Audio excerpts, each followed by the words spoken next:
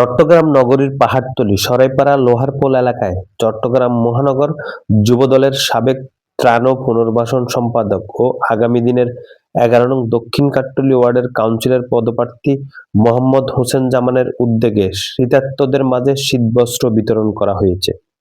গতকাল বিকেলে লোহারপোল দৌলত খান জামে মসজিদ প্রকাশ চৌধুরী মসজিদের সামনে শীতবস্ত্র বিতরণ অনুষ্ঠানটি অনুষ্ঠিত হয়।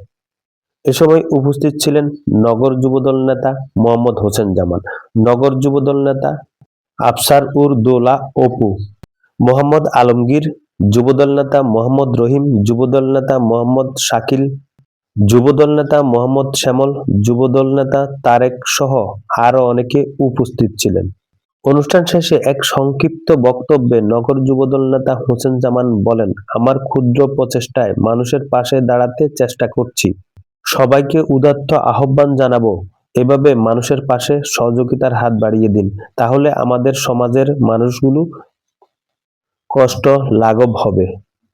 তিনি আরো বলেন, দক্ষিণ কাট্টলী ওয়ার্ডের কোনো মানুষের অ্যাম্বুলেন্স সেবা প্রয়োজন হলে তার সাথে যোগাযোগ করার জন্য আমি আসলে উদ্যোগ নিয়েছি। হতদরিদ্র মানুষ শীতে অনেক কষ্ট করতেছে দেখতেছি। আমি আমার নিজ উদ্যোগে আমি আসলে ক্ষুদ্র বয়সে আমার যে চেষ্টা, আমি 11 নম্বর মানুষের জন্য কিছু করার জন্য আমার যে চিন্তাধারা, সেটা থেকে আমি আস্তে আস্তে করে ক্ষুদ্র ক্ষুদ্র করে আমি এটা দেওয়ার প্রচেষ্টা করতেছি।